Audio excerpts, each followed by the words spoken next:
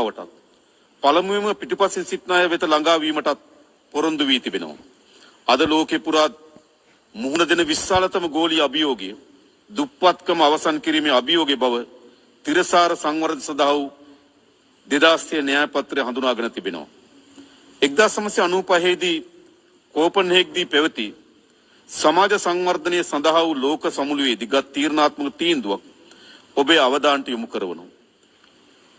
නමුත් අනපේක්ෂිත යුද්ධ දේශපාලන ව්‍යාකූලතාවයන් වගේම ලෝකයේම කුණාටුවකට හසුකල කොවිඩ් වසංගතය නිසා අභිලාෂකාමී න්‍යාය පත්‍රයේ ව්‍යාකූලත්වයට පත් කොට තිබෙනවා. ඒ නිසා ඇති නැති පරතරය දුප්පත්කම ලෝක ව්‍යසනයක්සේ සලකා කටයුතු කළ යුතුව තිබෙනවා. ගරු සභාපතිතුමනි, ගෞරවනීය අමුත්තනි, මේ අසිරිමත් ග්‍රහලෝකයේ අස්ථාවරත්වයටත් ව්‍යාකූලත්වයටත් පත්වන නවතම ගැටලුවක් ලෙස මත්ද්‍රව්‍ය හා ඒ හා බැඳුණු සංවිධානාත්මක අපරාධ කණ්ඩායම් හඳුනා ගන්නට පුළුවන්කම තිබෙනවා. ඒ බව එක්සත් ජාතීන්ගේ මත්ද්‍රව්‍ය අපරාධ පිළිබඳ කාර්යාලය 2025 ලෝක මත්ද්‍රව්‍ය වාර්තාවේ පවා තහවුරු කොට තිබෙනවා. ගෝලීය මත්ද්‍රව්‍ය ගැටලුව ලෝ පුරා මිලියන සංඛ්‍යාත ජනතාවට බලපාන සංකීර්ණ අභියෝගයක් වී තිබෙනවා.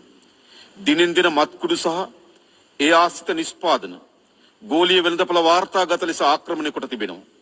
මත්ද්‍රව්‍ය වෙළඳාම සහ ඒ හරහාම ක්‍රියාත්මක සංවිධානාත්මක අපරාධ ලෝක අර්බුද රැසකට මාර්ගය විවෘත කොට තිබෙනවා.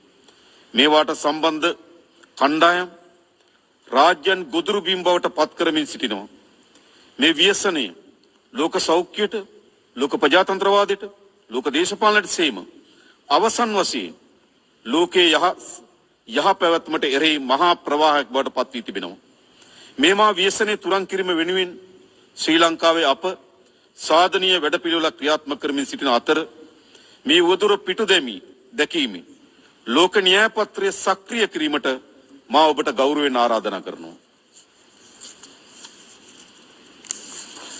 මේ ජාවාරම්කරුවන්ට එරෙහිව නීතිය තදින් ක්‍රියාත්මක කිරීම, එවැනි ජාවාරම්කරුවන්ට තම තමන්ගේ රටවල් වලට සංක්‍රමණය වීම ඉඩ ප්‍රස්ථා අවුරුවාලීම, මේවට ඇබ්බැහි වූවන් පුනරුත්ථාපනය කරනු ලබන මධ්‍යස්ථාන බිහි කිරීම වැනි කරුණු මේ මොහොතේ මම ඔබගේ අවධානයට යොමු කරවනවා.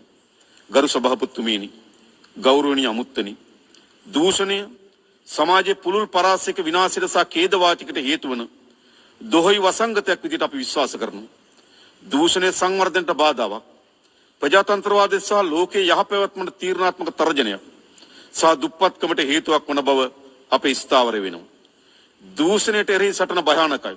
නමුත් දූෂණයට එරෙහි සටන් නොකර සිටීම ඊටත් වඩා භයානකයි යන්න මම ඔබට ඉතාමත් ගෞරවයෙන් සිහිපත් කරනවා. 1948 දී මානව හිමිකම් පිළිබඳ විශ්ව ප්‍රකාශනය ලෝකයේ මිනිස් ප්‍රජාවට විශාල ජයග්‍රහණයක් ගෙනාවා. මානව ශිෂ්ටාචාරයේ විවිධ ජයග්‍රහණයන් එක්රැයකින් ලැබීනේ ඒ සියල්ල අප්‍රමාණ කැපකිරීම සහ නොපසුබට උත්සාහයේ ප්‍රතිඵල. දූෂණයට එරෙහි සටනත් අසිරු පියවරක්, එහෙත් අපි මේ පියවර තැබිය යුතුයි. අප තබන පළමු පියවර අසිරු විය හැකියි. නමුත් අප නිර්භීතව තබන පියවර නිවැරදි නම් ඒ පියවර පිටුපස තවත් පියවර දහස් ගණනක් අප සමග ඒවියයි මා විශ්වාස කරනවා.